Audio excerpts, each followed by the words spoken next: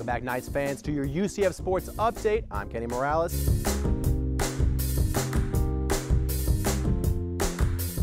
Here at the Amway Center, Orlando Magic now coming off a 2-game win streak over the New Orleans Pelicans and a convincing win over the new-look Nets. They now play host to Lob City. Chris Paul, Blake Griffin, and former Magic guard J.J. Redick in town.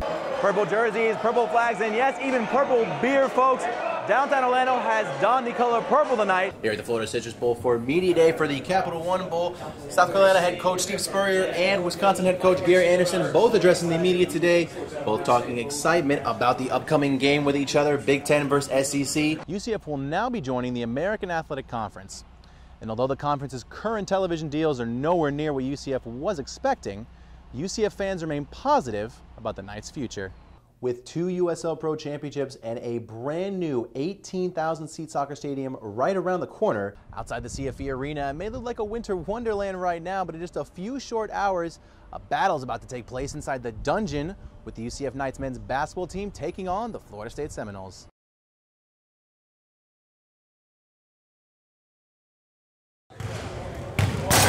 UCF basketball is back in session, returning 4 starters from last year's 20-win squad. The Knights are preparing for their toughest schedule yet. As Coach Donnie Jones enters his first season without star big man Keith Clanton, he and the Knights will look towards seniors Isaiah Sykes, Tristan Spurlock, and Calvin Newell to step up.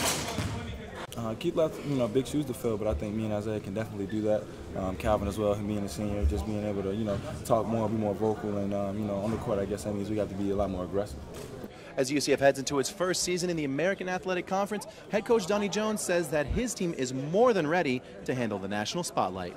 Obviously, the national platform we're going to have here with ESPN being here, and we've never had an ESPN game ever here in this arena, so to have a bunch of those here is going to be exciting for our fans. Not only will UCF be playing a tough conference schedule that pits the Knights against basketball powerhouses Louisville and UConn, There's a lob to Siva. the Knights will also face up against Florida State and Miami.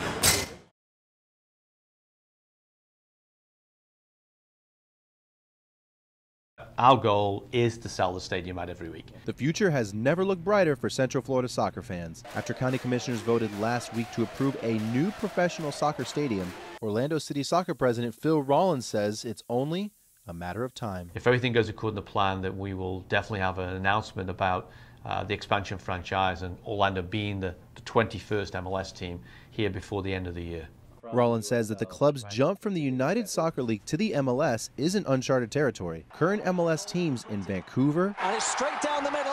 Seattle, Oh, it's turned in! Portland, Oh, it's beautiful play! Oh, and Montreal it comes in, oh, yeah. have all made the same transition. A transition that Rollins says has proven to be very successful in attracting fans. If we look at that track record, their increase from minor leagues to major leagues, excluding Seattle, which tends to skew the numbers because they're such a great supported club right now. If you exclude Seattle, there's a jump of about 160% from USL to MLS. Orlando City officials hope to kick off their MLS debut by the start of the 2015 season.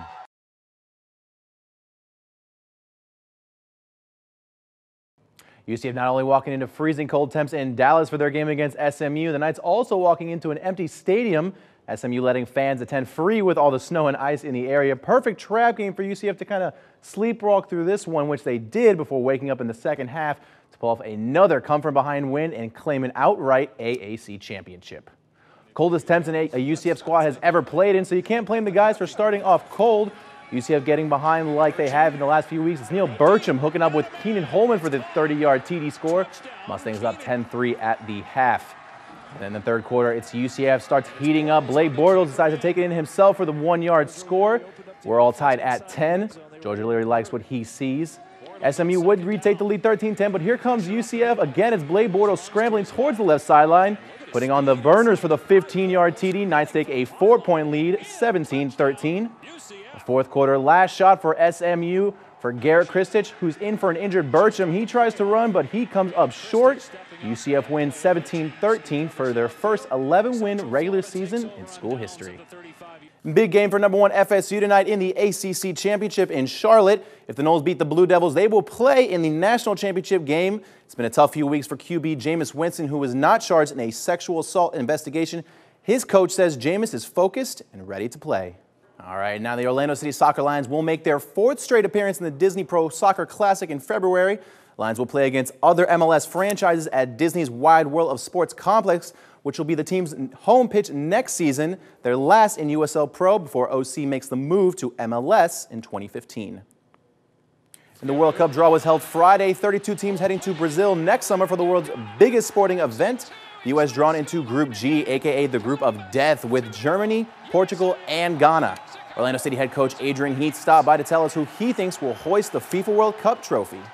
Hey, Kenny. Hey, Caitlin, that's right. I sat down with Orlando City Soccer president Phil Rollins, and he told me that the club officials plan to make the team one of the most successful in the MLS. The War on I-4 is just 2 days away, folks. UCF will be looking for its first win ever of the rivalry on Black Friday as they host the USF Bulls. But before the Knights charge onto the field and go for their 7th straight win, let's take a look back at some of the top plays that helped the Knights earn their highest ranking in school history. Let's go ahead and start from the bottom at number 5, all the way back to the Knights' first game of the season. Taking on Akron, Blake Bortles takes the snap and he nearly fumbles the ball away, but he is able to recover and connect with who else but J.J. Wharton for the touchdown. Number 4, Knights taking on Memphis in the City of Blues. UCF scored a touchdown in the final minute of the game to tie it all up. Then on special teams, it's freshman Will Stanback laying the big hit on the Tigers' return man to force the fumble and allow Drico Johnson to get the scoop and score and give the Knights a come-from-behind win. Number 3, it's Will Stanback once again. Unfortunately for Rutgers defender Anthony Chiaffi, he's about to come face-to-face with the runaway freight train that is Will Stanback. Stanback absolutely bulldozers over Chiaffi like he isn't even there. The Knights will go on to win big against Rutgers 41-17. Number 2, Knights travel up to Kentucky to take on top-ranked Louisville. Down by 4, Bortles would lead the Knights down the field to set up a 3rd and goal, and he finds former QB turned receiver Jeff Godfrey for the game-winning touchdown, giving the Knights its biggest win in school history. And finally, number 1, it's the Knights taking on the Temple Owls up in Philly. Bortles snaps the ball and at the Temple 30 scrambles towards the left sideline and launches a bomb to J.J. Warren, who makes the catch of the year. The Knights would tie up the game and then later on set up a game-winning field goal to give UCF the W, 38-35. The talk around campus this year has been all about UCF football, but it's time to show some love to our very first UCF squad to win the American Conference. I'm talking, of course, about the UCF women's soccer team. And the Orlando Magic started off the season pretty hot, but now they are on a 4-game losing streak. Looking to get back on track, Orlando made the trip up last night to Atlanta where the players play. Down by 4, Nelson feeds big man Nick Vucevic down low, and he finishes the tough layup with contact and converts the and one to cut the Hawks' lead to 1. Later on in the second half, it's Etwan Moore coming away with the steal and making the acrobatic layup for an and one of his own. Down by 1, Nelson finds Aflalo for the open 3, and he drains that to give the Magic a 2-point lead. Later on the third, it's Aflalo once again, this time hooking up with Jameer Nelson, cutting backdoor for the easy lay-in. And then, of course, Magic up big in the 4th end. Here comes rookie Victor Oladipo with the ferocious slam dunk over not 1, not 2, but 3 Hawks defenders. Magic going to win in Hotlanta 109-92.